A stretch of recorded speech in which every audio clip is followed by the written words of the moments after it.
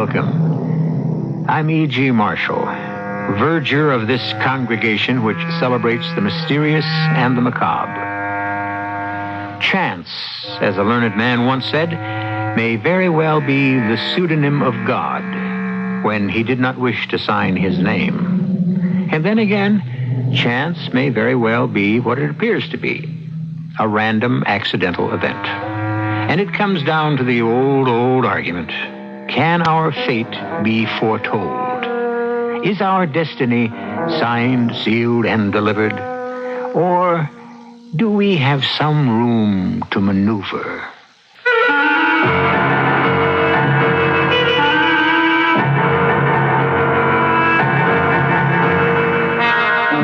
Our mystery drama, First Prize Death, was written especially for the Mystery Theater by Sam Dan and stars Norman Rose.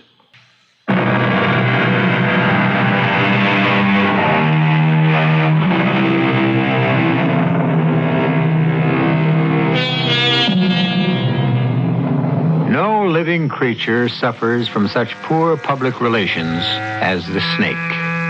Oh, lately the shark is hated and feared, perhaps even more, but the shark at least deserves his reputation. Of course, things fell apart for the snake when he did the devil's job in the Garden of Eden. It's a pity to hear him constantly maligned, to have his name used to describe traitors, liars, and other scoundrels, especially those who insinuate their way into the victim's confidence. Well, we unfortunately cannot cure the ills of the world. We can only point out those which apply to our story. The snake of discontent has already begun to gnaw at the vitals of John Harrison Desmond, although John is about to deny it stoutly.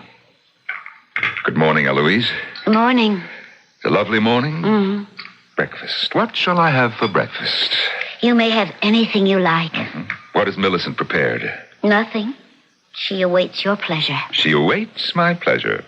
This almost sounds as if I'm a feudal lord about to exercise my droit de seigneur. How about ham and eggs? You know what that means, don't you, Eloise? Oh, bacon? The lord of the castle had free reign, as far as all the women who lived on his estate were concerned. Oh, pancakes?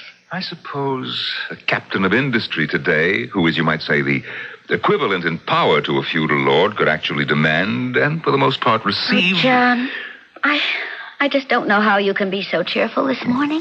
Tell me, if you will, how this morning differs from all other mornings. John. Breakfast. Why don't I have a slice of ham, a rasher of bacon, and a single sausage, and one egg poached? There. Oh, John. Shall you communicate this intelligence to Millicent, or shall I? Oh, John, it's a shame. It's a crime. It's unfair. It's wrong. Darling, is something the matter? Oh, John, how could they give the prize, the Parkhurst Award? Oh, is that what's bothering you? Well, it has to bother somebody. Elwood Downard is such a nincompoop. Elwood Downard is an excellent sociologist. Oh, John, next to you, the man's an illiterate. Now, darling, you must listen. Please, none of your self-sacrificing nobility. Happy is that man who, being content with his work, his wife... Oh, no, please, no more of that dime store philosophy. The next thing you'll be doing, you'll be reciting, "Let me live in a house by the side of the road and be a friend to man." I think that's an excellent attitude. I give up. You are the victim of the most flagrant political maneuvering. You know, I may also have pancakes. Well, everybody knows it. It's rather more calories than I'd originally decided to invest in breakfast, but, I can skip lunch. And I give up. All right, let me just say this. Elwood Downard is a man of substance and stature. He's not in your class. That's not true. He was in my class. Oh, John, when I was really? teaching at the university. And since he was my pupil, his receiving the award is a compliment to me. You taught him everything he knows. You know, this is a silly and fruitless argument. Oh, you're too good-natured. Would you rather I was ill-natured? I give up. This time I hope you mean it. And furthermore, what's the use? There. Now, have you finally subsided? Good. Darling, I know my worth. I know my value. But... No, you must listen to me. But I know what you're going to say. Fine. And there's no need for me to say it. You're going to say, "I don't care for the opinions or the Well, if we both know what I'm going to say, It is enough for me that I do my work. History shall assign me my place. Yes, that's about what I was going to say. But by the time history gets around to you, you'll be dead. Well, then it won't matter very much, will it? The Parkhurst Award, it's even more prestigious than the Nobel Prize. Yes, and I never won that one either, did I? John, you have to get in there and fight. Darling, I am not a pugilist. I give up. Please do, even if it's just for a little while.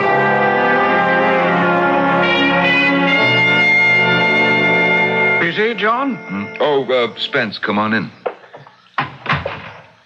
Well, we fed it all into the computer. The data looks pretty good. Now, how far away are we from the report? Well, no more than 6 weeks. But we know the conclusions. It's obvious. We're going to advise the emir that the basic economic effort of his country should now be devoted toward developing the fisheries. I must say you've marshaled some brilliant arguments. Brilliant. Spence, tell me something. Sure. What? Never mind. Something bothering you, John? Well, it's just... Well, you know the old saying, if you're so smart, why ain't you rich? Well, look how smart I am. Why ain't I rich? Our Sociological Advisory Institute isn't doing all that badly. No, that's not the kind of rich I mean. I don't follow you. Rich. Rich in honors. Oh. Yes. Oh. Let me put it to you this way. I've been missing out on the Nobel, and I should have made the Parkhurst this year. What do you want me to tell you? Well, after all, I wrote the definitive work on... John, what can I say? I never thought that... You never thought what? That these awards meant anything to you. I'm only human. But you always gave the impression that prizes and medals were never really important. I have forgotten more than Elwood Downard will ever know. Look, in the long run, what does it mean? You can take that magnanimous attitude, Spence. After all, you have got a Parkhurst. I'm also 10 years older than you, John, so you've got plenty of time. No, I've been pigeonholed. I've been passed over too many times. It's the younger men who'll be considered from now on. John, what does it matter? What does it matter? 50 years from now, 10 years from now, next week, will it make any difference? I am the top in my field. Nobody who really knows would dispute that. Then why have I been constantly overlooked? It simply isn't fair. No one ever said the world or life itself is fair. And there are times when virtue must be content to be its own reward. Oh, thank you. You're a great help. I never would have dreamed you felt this way. Well, now you know. Tell me something.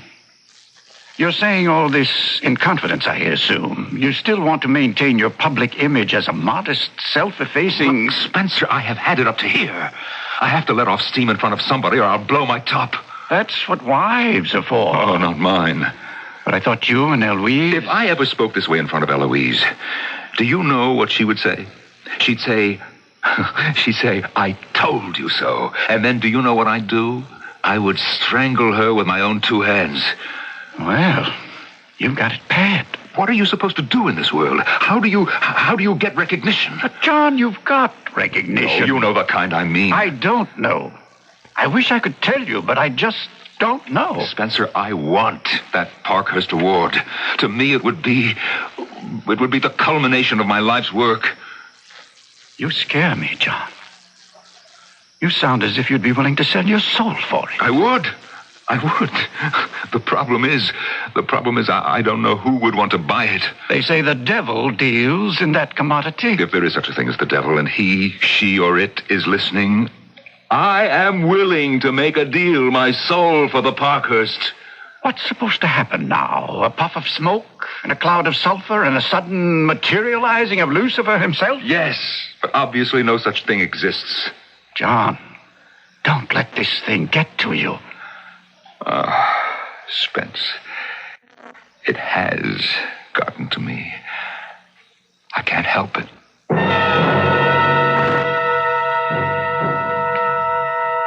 Mr. Strickland, we have 2 names for you. Dr. Peter Spencer and Dr. John Desmond. And who are these gentlemen, Mrs. Poole? Well, they run an organization called the Sociological Advisory Institute. Mm-hmm. Yes, it's one of these extremely prestigious research centers and think tanks. They will make the recommendation that will decide the future direction of the economy of this small country that seems to be of such interest to you. And do you have any ideas to the direction of the thinking? Oh, yes. We have an agent in their data retrieval section. Yes, it seems clear at this point that they will advise the Emir to develop a fishing industry. That's exactly what we were afraid of. That's what you paid me to find out, and now you know. We must find a way to convince the Institute to arrive at a different conclusion. My associates and I would like to know which member of the Institute will be instrumental in making the decision. In order that you may do what? In order that we may get him to change it. I am familiar with your methods, Mr. Strickland. I don't think violence can serve your purpose. Neither do I. Oh, bribery? Well, I am not sure you could buy either Dr. Spencer or Dr. Desmond with money. Again, neither do I, but surely, Mrs. Poole, you, of all people, should be aware there are many ways to buy a man. And usually money is the least important. What are you talking about? John, be reasonable. I hate his guts. That's not your image. I hate my image. It's the one you've had all your life. It's too late to change now. I refuse to go to a party that will honor Edward Downard. You'll not only go, you'll give it. You'll be the host. Oh, that'll be the day. The day. The day will be a week from next Wednesday. If you think that He's your old student, and you're happy for him, and so you're holding this reception. No, never. Then count on this. You'll never get the Parkhurst.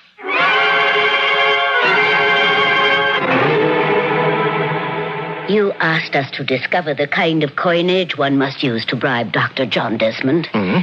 Well, as you can hear, we have inserted a recording machine in his office. Here, listen to this. Then count on this. You'll never get the Parkhurst. How will a cocktail party win me the Parkhurst? It's politics. It's mingling. It's being seen. It's being gracious. Oh, come on, John. You want the Parkhurst. You want it more than anything in the world. Well, have you heard enough, Mr. Strickland? Parkhurst. The Parkhurst Award. It's actually as simple as that. Excuse me, Mr. Strickland. Are you saying that it is simple for your organization to obtain a Parkhurst Award? I'm saying, Mrs. Poole, it's simple to promise.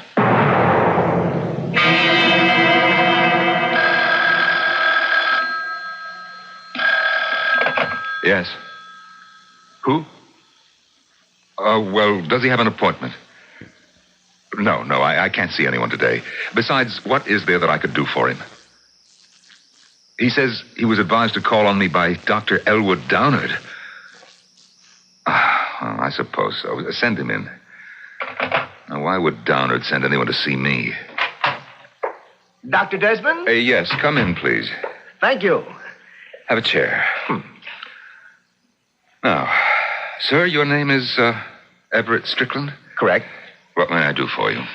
For starters, do not advise the Emir of Rashal to develop a fishing industry. What? Oh, now, see here. I believe in getting to the heart of the matter. And Elwood Downard sent you to me? No, I don't know the gentleman. I used the name because I knew you would have to grant me an interview. The interview is over. Of course. Only one thing remains to be said, and then we may adjourn so that you will be able to meditate. Get out before I throw you out. We could have led up to this gradually over days or weeks or even months, but I believe in placing all the cards on the table immediately. If you care to go along, we're prepared to pay you handsomely. Oh, now, you listen to me. I don't know who you are or what your game is, but if you think you can bribe me to betray a client... I don't think I can bribe you. I know I can. There isn't enough money in the world. I wouldn't give you a single penny. I'd give you what you want more than anything else. Will you be good enough to get out? I offer you the Parkhurst Award. Now, do you still want me to get out?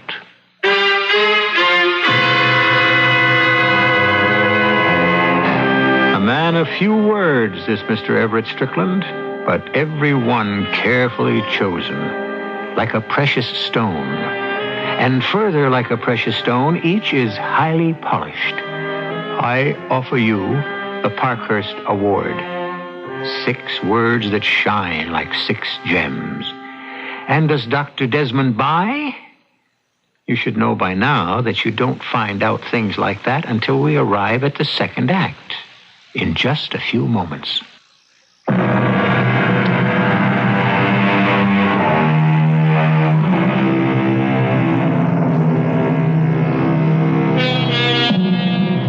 And what are the basic motivating forces in human beings?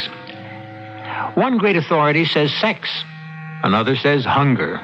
A third says territory. Well, from all this, we are assured of one thing. There are different forces for different folks. At this time and in this place, what motivates John Desmond is what Shakespeare would call the bauble reputation. Mr. Strickland, I don't know what your game is, but I'm willing to give in order to get.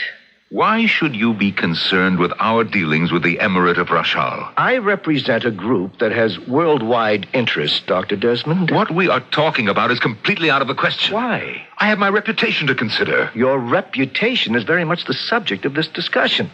It would certainly be enhanced by a Parkhurst Award. I have heard enough, more than enough. That's absolutely true. You have heard enough for one day. Now you must sleep on it. Mr. Strickland, if you do not leave my office immediately, I shall have one of our security people toss you out. Oh, that won't be necessary. I'm going. You need time now. Time to digest what I've told you. Oh, spare me any further pathetic attempts to talk me into it. No need for me to do that. In the end, you'll talk yourself into it.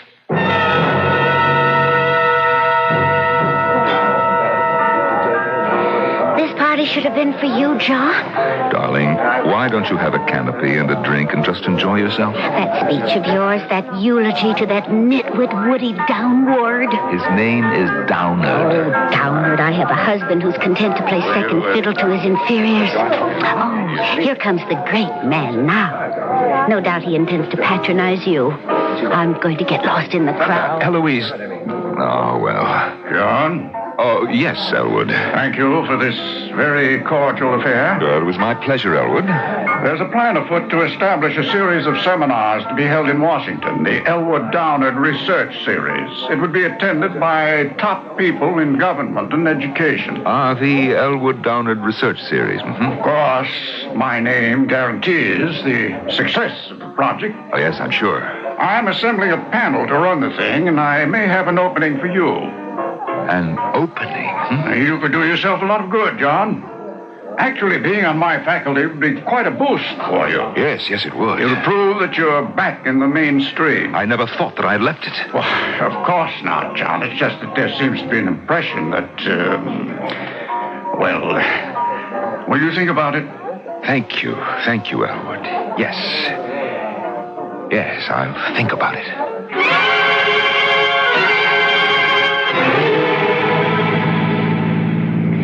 What was I thinking of the whole evening? I'll tell you. I don't believe I asked you, Eloise, dear. You should have been the guest of honor at that party. You should have been the Parkhurst medalist.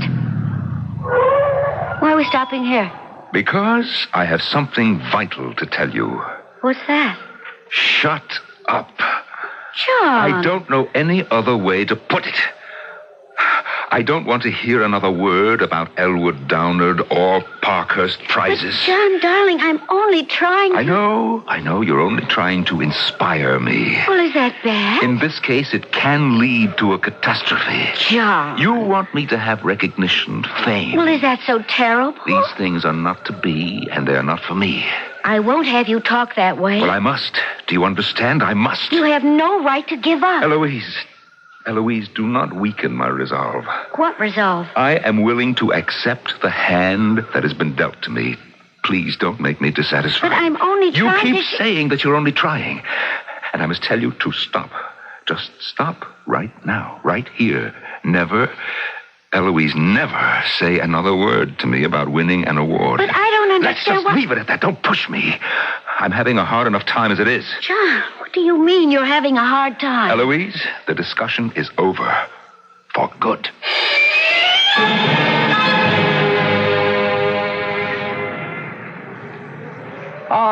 Good morning, Dr. Desmond. What are you doing here? Well, this is a public park. If you'll excuse me. I thought we might walk a little ways together, Dr. Desmond. There is nothing that you and I can do together, Mr. Strickland. So, you're thinking it over. Thinking what over? My little proposition. That's why you've come out here, to commune with nature, to get away from it all, to clarify your thoughts. Mm-hmm. Tell me, why do you wish to change our recommendation? Because it makes a great deal of sense. Well, in that case, I would think that the government... You see, we want the present government to fall. Why? So that friends of ours might take power. Who are these friends? Is that important? All that matters is the Parkhurst Award. And the committee is even now considering next year's medalist. I see. Well, assuming, for the sake of argument... Yes? What is it that I could suggest in all practicality? Why, the practical solution is the obvious one. A program of agriculture.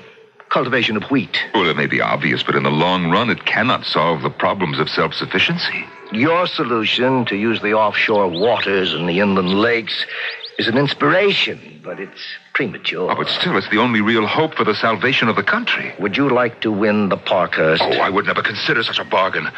Never. But, well, listen. I mean, assuming for the sake of argument, just suppose. How could you guarantee that...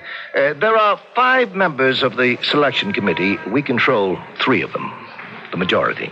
What do you mean, control? Let us say we are aware of certain intimate details in their lives which could cause each of them no end of embarrassment. Ah, you could blackmail them. In a word, yes. Oh, well, I could never consent to such a thing as... You need that award, Dr. Desmond. Unless, of course, you want to be patronized by Elwood Downard for the rest of your life. It's a rather cruel world. Ability simply isn't enough. The lily has to be gilded. Well, it's your decision. Oh, now, listen, not that I could even consider such a thing, but how could I be sure?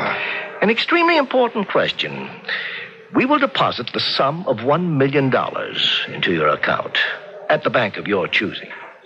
If we are unable to deliver the prize, the money becomes yours. Now, surely we don't intend to lose that kind of money. And you can guarantee that prize?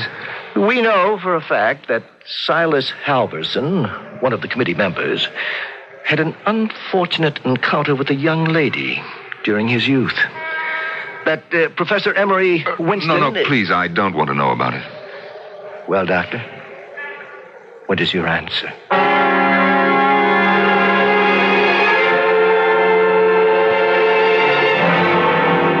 We may be back to ground zero on this project, Spencer. We may have to shift the entire direction of our recommendation. Why? Well, because other factors have suddenly... Well, I don't believe that we can... What are you trying to tell me? You know, we'd better go the agriculture route. It's a safer recommendation. We weren't engaged to look for safety, but for a viable economic system. We have no assurance that we can successfully stock those waters with fish. But fisheries not only solves the employment problem, it also assures the people of a protein diet. Yes, such a program cannot be implemented for many years. Why? Well, because there's a worldwide pollution problem. Until an international effort is made to clean up the seas... But agriculture... John, so much of their land is desert. Yes. Well, we'll propose an irrigation system. I'll have the top agricultural authority set to devise... No. What do you mean, no? This is exactly where we were a year ago. You were the one who came up with a plan that completely demolished the entire agricultural concept. I have had a chance to allow it to simmer. It's the real way to go. Let agriculture develop slowly, but let the major expenditure of money go toward the creation of a fishing industry. It won't work. You're serious? Of course. Okay. Now tell me the truth. What's behind this change of heart? A reevaluation of all the pertinent data. My foot. Who got to you, John? Now, look, I'm afraid I don't know what you're talking about. And I'm afraid you do. I won't even dignify that accusation with an answer. I'm aware of the political cross-currents in that country. I am completely above the political implications. The oil is disappearing. The Emir has to invest in a new kind of economy. There are those who insist on agriculture. And they happen to be right. That's not true, and you know it. Now, why would I be influenced by anything other than my professional judgment? I don't know. You tell me. Spence, I thought it over, and I honestly believe Do you? Well, I prefer your original solution, your daring, innovative solution. But it's And as the senior partner here, I have final say. Even if I'm convinced... John, we owe our client the truth. And the report we will ultimately deliver is the one that is concerned with the truth. You cannot pull rank on me, Spencer. Don't force my hand, John. I'll submit an independent set of conclusions to the Emir. Then in that case, I'll pull more than rank. I'll pull prestige. I'll flaunt my Parkhurst Award. You don't have one, remember? And I'll tell you what else I'll do. I'll hire Elwood Downard to put his name on the report. Another Parkhurst medalist. You couldn't do a thing like that. Don't force me. And, of course, Downard will get all the credit for the fisheries idea. Anyone who may have thought he lucked into the prize before will now admit he's a genuine genius. But, Spencer, I am sincerely convinced you're not. that... Somebody got to you. Who and how, I don't want to know. But I'll save you in spite of yourself.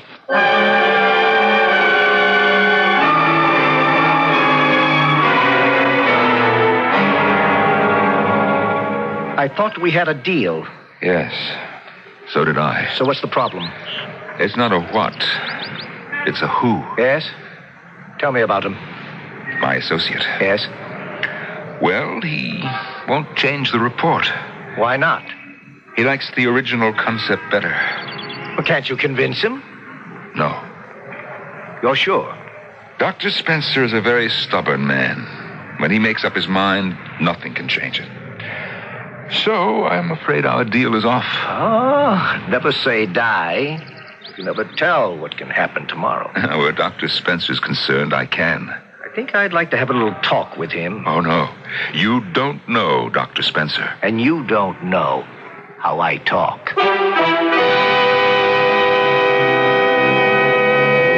How does he talk? So far, he always seems to have what everybody wants. He has no trouble selling his programs. A most persuasive man is this Mr. Everett Strickland. But what has he to offer Dr. Spencer? We shall find out when I return in just a few moments with Act 3.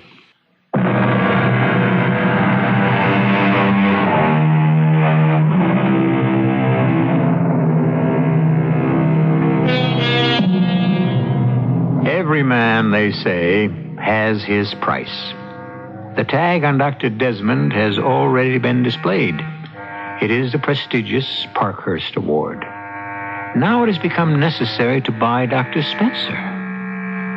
How much does he go for in the marketplace? Well, Mrs. Poole, what can you tell me? Nothing, I'm afraid. I can't believe that. Oh, why not? Every man has an Achilles heel. He has to be vulnerable somewhere. Ordinarily, I would agree. But Dr. Spencer is evidently the exception to prove the rule. What does he want?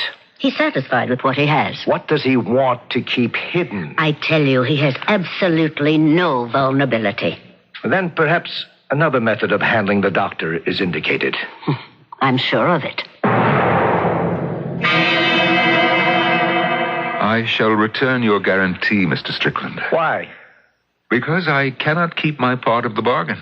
Why not? Dr. Spencer's mind is made up. That's true. He has me effectively blocked from presenting a different report. That's true, too. Well, then, what are you saying? I'm saying that we shall endeavor to unblock the good doctor. How?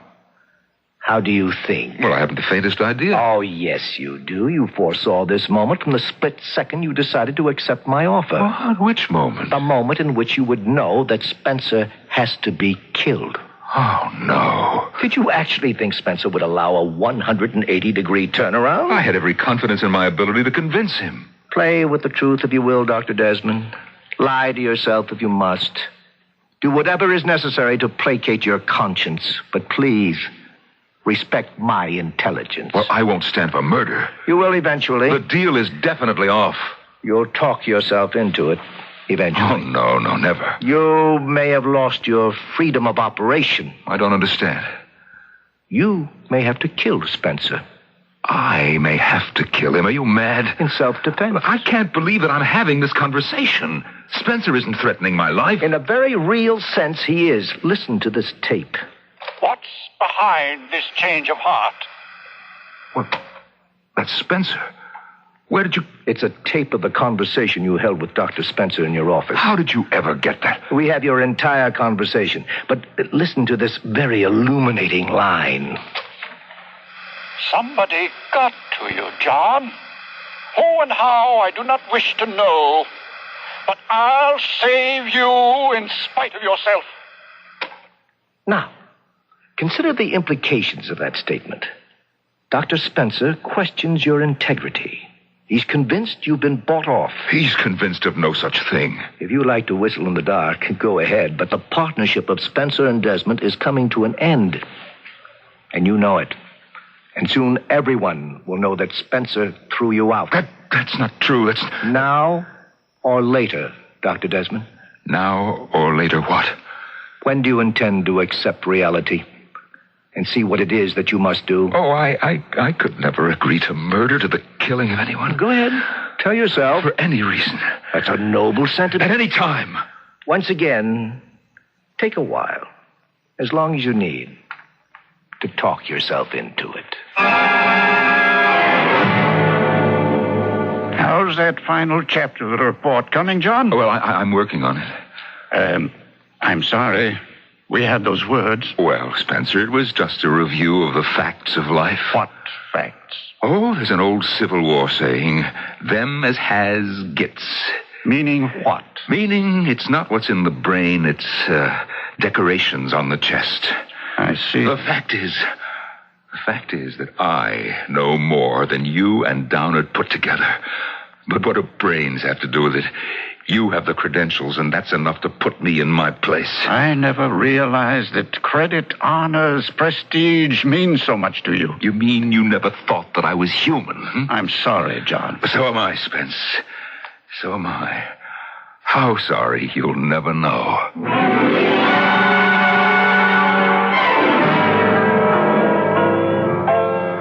Well, Dr. Desmond? Mr. Strickland, Yes. Well, you see, I've decided to go ahead. See how simple it is? The first decision is always the toughest. After that, everything just falls into place. Oh, yes. I mean, I suppose if you want to get anywhere, you've got to bite and claw and kick. Oh, there's absolutely no doubt about it. And Spence is an old man anyway. So he goes a few years earlier. And this way, his departure can do you some real good. His departure? We've been studying Dr. Spencer's habits. He likes to spend his weekends in his cabin up in the mountains. The cabin? Yes. He likes to detach himself from the world and meditate and just be his own man for a few days. Oh, but why do I tell you these things? Well, what are you going to do? Oh, nothing involved, nothing complicated. Our amateurs attempt highly complex plans, which then fall apart from their own weight. But, I mean, what are you going to do? A freelance agent will be dispatched to the location. He will shoot Spencer. Oh, that's quite all right. Be shocked, be horrified. Show all the human reactions. It's expected of you. Yes, but The place is miles from any human habitation. The good doctor requires solitude. And so a prowler robbed him and killed him.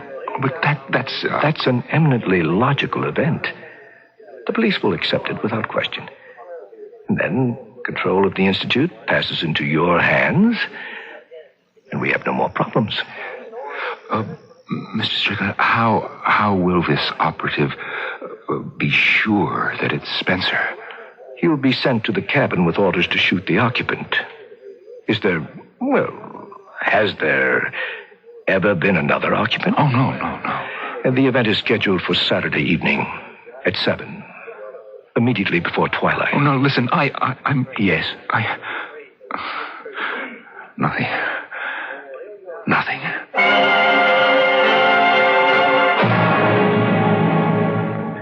Eloise, what time is it? 3 o'clock. John, what's the trouble? Nothing. I don't know why you just want to sit indoors on such a glorious Saturday afternoon. Well, I just feel like sitting indoors. Is there a law against it? Oh, excuse me. What time is it? I just told you. Well, tell me again. It's almost a minute after 3. John, please tell me what's wrong. Darling, something is wrong. No, it'll wear off after a while. What will? Oh, forget it. Well, this is no way to have an intelligent conversation. Who says we have to have an intelligent conversation? Who says we have to have any kind of a conversation? Well, excuse me. What time is it? 1.5 minutes after 3. Do you want some coffee, tea, a drink? John, I'm afraid I'll have to break a confidence. Eloise, I don't feel like a conversation just now. And I'm going to do it because I know what's eating away at you. You do? Yes. The lack of recognition. Oh, please, I just don't have the heart. And I'm going to tell you something. But look, honey, next Saturday you must pretend to be surprised. They'll be here. And it'll be a kind of a testimonial. Eloise, I don't feel like... Spencer and Elwood Downard. Elwood Downard here? Why? Your friends all got together. They felt the rest of the world should know what was no secret among your colleagues, that you are really the trailblazer, the pathfinder. What are you talking about? So, releases have already been prepared for the press, and everybody will recount how much he owes you. In other words, to put it this way, they will all admit you are Big Daddy. Oh, I don't believe that. And for some reason, you've been overlooked. And that bothers people like Downard and Dr. Spencer, and they want to set the record straight. That's what next Saturday night's affair is going to be all about. That isn't so. You know how Elwood patronized me at the dinner we gave for him. Well, he called me later. He apologized. He said he didn't realize it could be interpreted that way. All he wanted to do was help call attention to Good you. Lord. Oh, good Lord. What time is it? It's now 5 after 3. Spencer, did he leave for the cabin yet? John, I don't understand. What are you doing? Who are you calling? He has got to be home. He just has got to be home. Oh, Spencer. Answer it, Spence. Please be home. John. Answer it. John, you're not well. I know it. He isn't home. Of course he isn't home. You know perfectly well he's never home on Saturday afternoon. I have to talk to him. We'll call him in the country. How can I call him in the country? He has no telephone. John, if you spill the beans about next Saturday night, I'll never forgive you as long as I live. Now, listen, I'll have to go up there. I'll just have to go up there. Where? It's the only thing that I can do now. I can't do anything else. John, where are you going? John!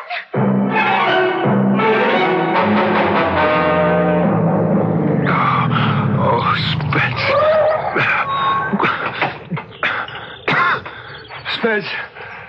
Spence. Spence, are you in there? Spence! Oh, good Lord, am I too late? Spence! Oh, thank the Lord. I'm in time. He's not here yet. Now, what I better do is go back along the road and stop him from coming up here. Turn around, Dr. Spencer. Oh, no, wait. I'm not Dr. Spencer. Quit thinking, pal. You see the gun in my hand, so naturally you're going to deny you're old Doc Spencer, but it's no good. I was told you'd be up here. Now, look, I can explain. Oh, nobody has to explain nothing. No. You know what I am? I'm an assassin. But you're making a mistake. I could have shot you in the back just before. Look, try to understand what I'm saying. Ask me why I didn't shoot you in the back. I'll tell you. It's because a man should make his peace No, please. with whoever, whatever he believes in, just before he goes. No. Now, you got 1 minute. No, please. It's the tradition of the profession. But I tell you that I am not. Is that how you want to spend the last minute you got in the world? You're making a mistake. Don't look at the gun. Just close your eyes. I'm very good. Oh, please. I'm very professional. Now, you won't feel a thing. You won't know a thing. Hit the ground! John! I'm not dead. Spence! This man, who? I'm afraid he's dead. But he was going to kill you. Oh, Spence. The first prowler, the first robber we've ever had out here. I'm afraid to look closely. He's dead, isn't he? Yes. Yes, he's dead, Spence. Lucky I was out hunting and I had my rifle. Oh, Spence. Can you ever forgive me? Forgive you for what? Well, you see, I had a moment, a very bad moment, but it will never happen to me again. No, never again.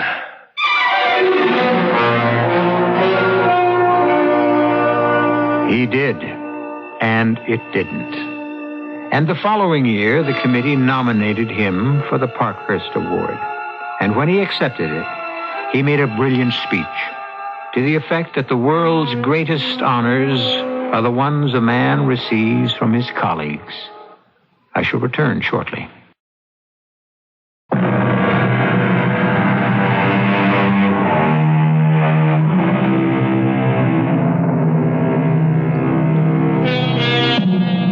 It's a thin veneer, this coating we have of civilization, and sometimes it can be rubbed off quite suddenly.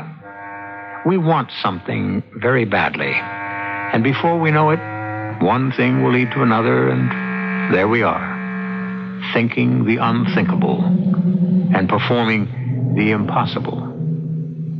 Well, those are two good words to describe our doings here 7 times each week.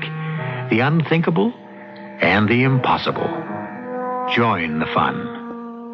Our cast included Norman Rose, Evie Juster, Roger DeKoven, and Sam Gray. The entire production was under the direction of Hyman Brown. This is E.G. Marshall inviting you to return to our Mystery Theater for another adventure in the macabre. Until next time, pleasant dreams.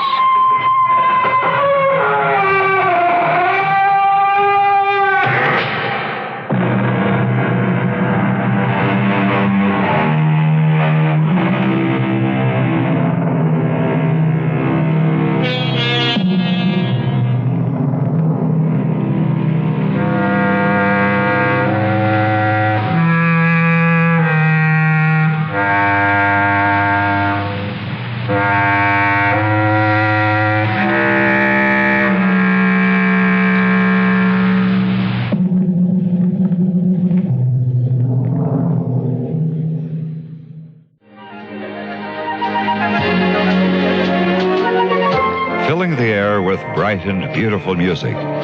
KIXI, Seattle. 11:04. CBS News. Secretary of State Kissinger says United States policy at the United Nations will not change with the departure of U.S. Ambassador Daniel Patrick Moynihan. This is Doug Poling reporting on the CBS radio network. Moynihan resigned Monday, saying he will go back to Harvard to teach, and amid speculation, he may seek the Democratic nomination for the U.S. Senate from New York.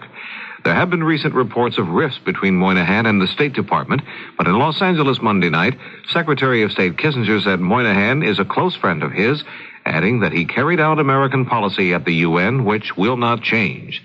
Kissinger also said the United States should use its economic strength, including its grain supplies, in bargaining with the Soviet Union. If the Soviet Union needs grain from the West, if it needs economic benefit, this should be used by the West to negotiate the political arrangements which we consider desirable, particularly to move things towards a more stable and peaceful world. Kissinger took part in a panel discussion in Los Angeles. More news in a moment. Governor George Wallace of Alabama sprained some ligaments in his right leg late Monday. One of the governor's security men was carrying him to his seat on the Wallace campaign airplane when he apparently lost his footing. Wallace was not badly hurt in the fall.